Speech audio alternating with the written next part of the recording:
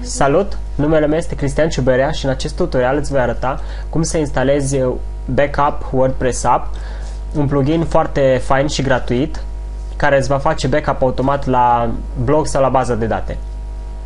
Primul pas pe care trebuie să-l facem este să-l instalăm. Din plugins Add New, căutăm Back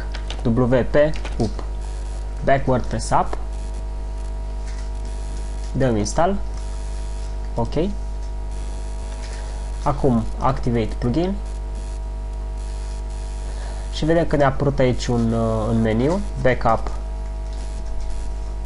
Aici este meniul principal, foarte frumos. Mai dăm încă o dată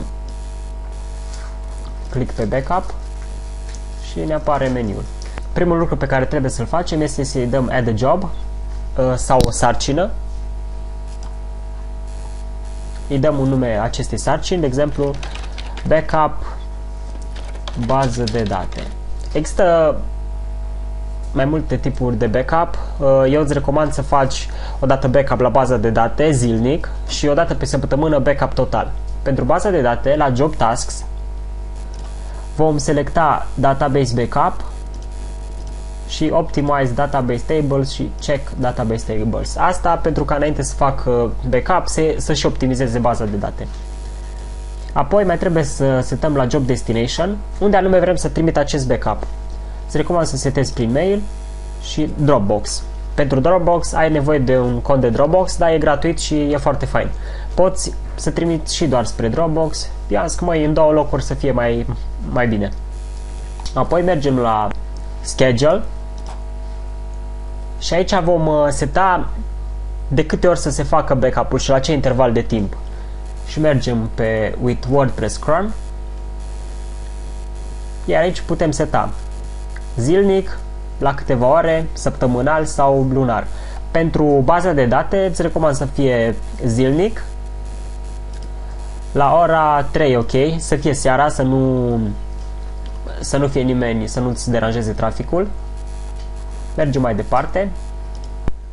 La WordPress Backup setezi All și cam atât trebuie aici și trecem mai departe.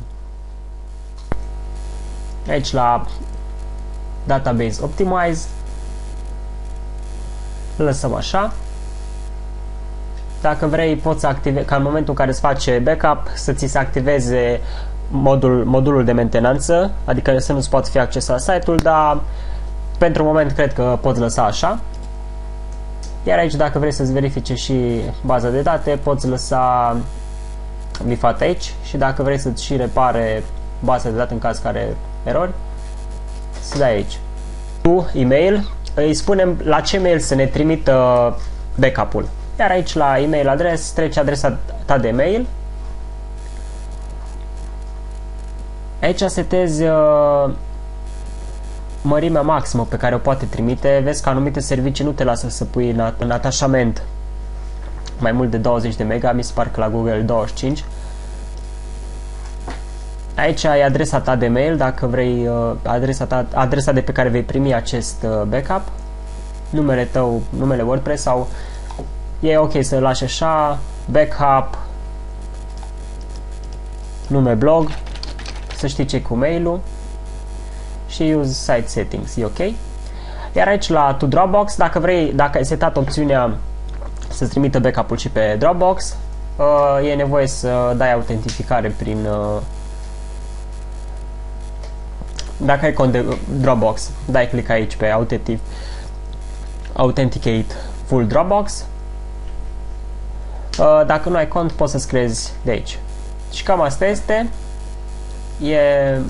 Îi dai Save Settings și ți-ai setat un bine, aici eu nu m-am făcut și de asta îmi dă eroare și ți-ai setat un Jobs. Dacă vin aici la Jobs, am setat o sarcină pentru bază de date, iar dacă vreau să mai creez încă unul pentru backup total, setez aici toate căsuțele astea, repet pașii și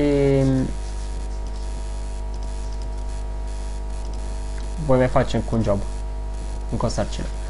Bun, aici la logs nu avem nimic. La backup-uri îți va apărea o listă cu backup-uri în caz că le-ai făcut. Iar la settings nu prea avem ce să setăm, e ok. Și cam asta este tot. Acum avem setate sarcini și ni se va face backup cum am setat noi. Ori o dată pe zi, ori o dată pe săptămână. Cam atât. Baftă!